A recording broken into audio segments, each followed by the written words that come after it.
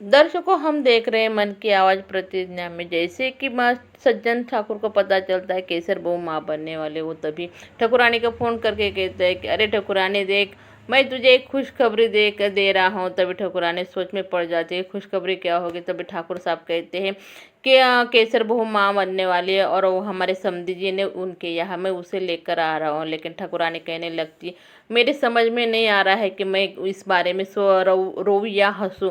तभी ठाकुर सज्जन सिंह कहते हैं कि अरे पागल, हंसने की बात है, खुशियाँ मनाने की बात है। तू जल्दी से स्वागत की तैयारी कर, मैं अपनी बहू को और हमारे पोते को लेकर आता हूँ। ये बात सुनकर अब ठाकुरानी भी खुश हो गई दर्शकों। और प्रतिज्ञा और कृष्णा अपने कमरे में झगड़ रहे होते। फिर से प्रतिज्ञा कृष्णा पर भड़क गई है कि तुम आधा काम छोड़ के क्यों चले आए, तुमको काम करना नहीं हो तो मुझे बता दो। तभी कृष्णा प्रतिज्ञा से कहते हैं, देखो यार, मैं काम तो नहीं करूँगा और जो काम मुझे अच्छा लगेगा वही करूँगा, तुम्हारे हिसाब से नहीं चलेगा।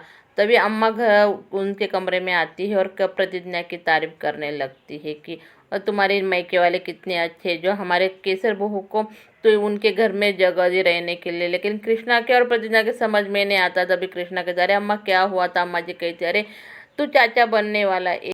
ये सुनकर तो कृष्णा और प्रतिज्ञा चौंक जाते हैं कि ऐसा कैसे हो रहा है। तभी अम्मा जी कहने लगती है, अरे तेरे बाबूजी लेने गए हैं केसर को प्रोफेसर जी के यहाँ, इसके मायके वाले ने हमारे केसर को उनके घर में रहने की जगह दी थी। और इधर सज्जन सिंह प्रोफेसर जी के यहाँ आते हैं और कहने लगते, प्रोफेसर जी आपका बहुत बहुत धन्यवाद, हम हमारे बहू को लेने के लिए आए हैं।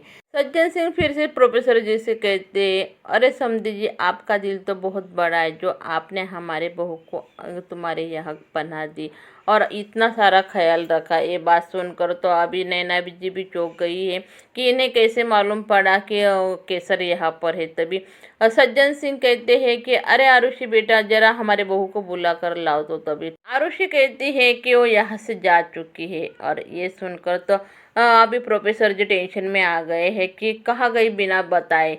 आरुषि कहती है कि मुझे मालूम नहीं। और इधर ठाकुरानी केसर के आने की खुशी में भगवान की प्रार्थना कर रही, देवी माँ की अर्चना आरती करती है और जोरों शोरों से की तैयारी कर रही है। तभी दादी कहने लगती प्रतिज्ञा से, अरे क्या हुआ इसे, पागल तो नहीं हो गई ना। तभी ठाकुरानी आकर कहने लगती है, अरे अम्मा जी, तुम मालूम नहीं क्या, हमारी केसर बहू माँ बनने वाली है, इस हवेली को अभी वारिस मिलने वाला है। और इधर प्रोफेसर जी आरुषि से कहते हुए कि अरे बेटी, कुछ तो बताया होगा ना। तो तभी आरुषि कहने लगती है कि वो अपने मायके जाने की बात कर रही थी।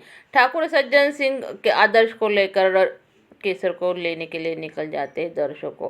और जैसे वो गाड़ी वो केसर के मायके की निकलती, उसके पीछे ठाकुर सज्जन सिंह की गाड़ी आती है। बीच रास्ते में गाड़ी रोक देते सज्जन सिंह, जिस गाड़ी में केसर बैठी हुई थी, और उसमें चढ़कर केसर को कहने लगते कि चलो बेटे, हाँ तुम अपने घर, अभी हम तुम्हें लेने के लिए आए हैं। और केसर तो मना कर देती है, लेकिन ठाकुर सज्जन आदर्श को कहते हैं कि तुम बोलो भाई, तुम्हारी बहन है, वो तुम्हारी बात सुनेगी।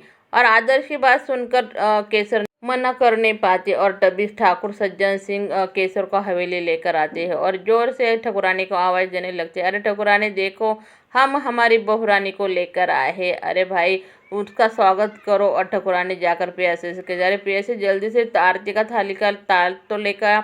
और जैसे ही थाली लेकर आती है, ठाकुरानी बड़े प्यार से केसर की आरती करती है दर्शकों, और उसके काजल भी लगाती, भाई हमारे एक बहू को किसी की नज़र ना लग जाए, गंगा जल छिड़कती, ढेर सारा प्यार दिखाती, जैसे कि आज ही वो नई नवेली दुल्हन का स्वागत कर रही होगी वैसे ही। और तभी ठाकुर सज्जन सिंह कहने लगते, आओ बेटे अभी घर में। केसर आने से मना कर देती और कहती है कि हम यहाँ नहीं रहेंगे।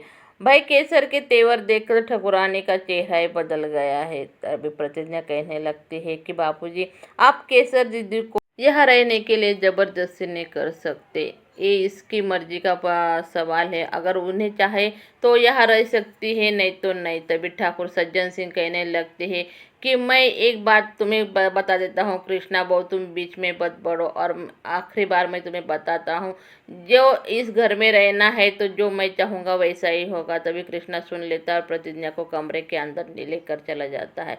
ठाकुरानी केसर की तरफ बड़े गुस्से से देख रहे दर्शकों। तभी सज्जन सिंह केसर को हाथ जोड़कर कहते हैं, बेटी मैं तुम्हें हाथ जोड़कर कहता हूँ, तुम्हें रहना तो इसी घर में पड़ेगा। और बड़े आग दिखाकर वो भी बाहर चले जाते दर्शकों। और जैसे ही अपने कमरे में ठाकुरानी और ठाकुर सज्जन सिंह बैठे हुए होते, तभी ठाकुर सज्जन सिंह ठाकुरानी से कहते हैं, देख ठाकुरानी, मैं तुझे एक बात बताता हूँ, ये पहले वाली केसर नहीं, अब इसके तेवर बदल गए हैं। तुम्हें इसे प्यार से रखना पड़ेगा। जब हमें हमारा पोता नहीं मिल जाता, इस हवेली का वारिस नहीं मिल जाता, तब तक इसे तुम बड़े ही प्यार से रखना। और इसका खाने पीने का प्रबंध करना। और ठाकुरानी कहने लगती है कि अब क्या वो मास्टरनी की तरह उसकी भी मैं तोलमबाजी करूँ। तभी ठाकुर सज्जन सिंह अपना जूता निकाल कर ठाकुरानी को समझाने लगते हैं। यह प्रोफेसर जी के यहाँ सभी खाने के टेबल पर बैठे होते, तभी आदर्श अपने ऑफिस के लिए जाने के लिए निकलता है। तो प्रोफेसर जी कहते हैं कि अरे बेटे, टिफिन तो लेके जाओ। आदर्श कहता है, नहीं पापा, ऑफिस में कोई टिफिन नहीं लाता है, हम बाहर से मंगवा लेंगे। तभी प्रोफेसर जी कहते हैं, अरे भाई, कोई नहीं लाता तो ये कोई बात नहीं, लेकिन तुम तो लेके जाओ, घर का खाना है। तभी वो कहता है, नहीं बाबूजी, अब तो हमारा प्रमोशन हो गया, अच्छा नहीं लगता कि घर से कोई खाना लेके जाए। ये बात सुनकर तो प्रोफेसर भी सोच में पड़ जाते हैं और आदर्श निकल जाता है बाहर। प्रोफेसर जी, आपके बेटे का तो अभी प्रमोशन हो गया, आप ज़्यादा मत चिंता करो। और इधर ठाकुर हवेली में ठाकुरानी जैसे केसर के कमरे में जाती है और उसे कमरे में ना देख कर वो डर जाती है। उसे लगता है कि अब केसर फिर से भाग गई है और वो फिर से आवाज़ देने लगता है, अरे पिया से जा, तो जल्दी से उसे ढूंढ के ला, कहाँ गई, दिख नहीं रही है। प्रतिज्ञा आकर सामने खड़ी हो जाती है तो ठाकुरानी को लगता है कि प्रतिज्ञा ने उसे भगाया। तो ठाकुरानी भड़क जाती है प्रतिज्ञा पर कि तुम्हारी वजह से ही केसर वो इस हवेली से निकल गई। तब तक तो केसर बाहर से अंदर आने लगती है और ठाकुर सज्जन से, अरे बेटी कहाँ गई थी। तो केसर कहने लगती है कि मैं कहीं नहीं जाऊंगी, मैं यहीं पर रहूंगी, आप चिंता मत करो। ठाकुरानी केसर से कहती है कि हमें शक्ति के लिए प्रार्थना करनी है, तो चल, तो तुम्हारे हाथ से हम पूजा करेंगे। लेकिन केसर मना कर देती है और केसर के तेवर देखकर तो ठाकुरानी की बड़े गुस्से से देख रही दर्शकों। और जैसे वो खाने के टेबल पर बैठे हुए होते तो ठाकुर सज्जन सिंह शक्ति को लेकर आते। रामा जी दौड़ कर जाती है और आरती का थाली लेकर आती है और शक्ति की आरती करती है। तभी वो केसर को भी बुलाती है, अरे आरती करने के लिए आता, केसर।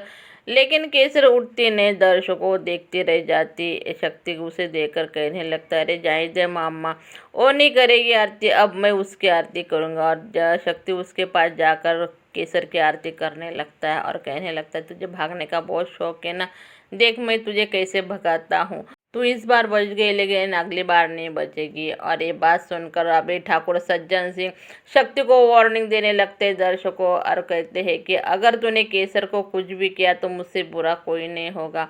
और जिस हाथ से तू उस पर हाथ उठाएगा ना, तो देख लेना, जो हाथ तेरा ना खाने के लायक रहेगा ना धोने के।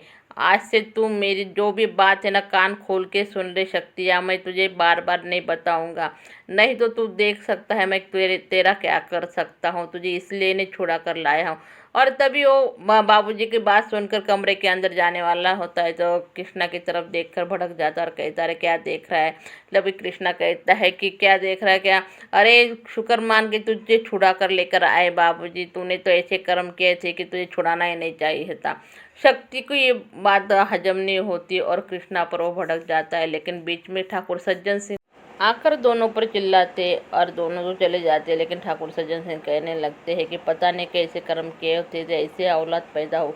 और आगे हम देखेंगे दर्शकों प्रतिज्ञा को कृष्णा कौन सा चैलेंज करता है। आपको वीडियो अच्छी लगी तो वीडियो को लाइक कीजिए, चैनल को सब्सक्राइब कीजिए। धन्यवाद।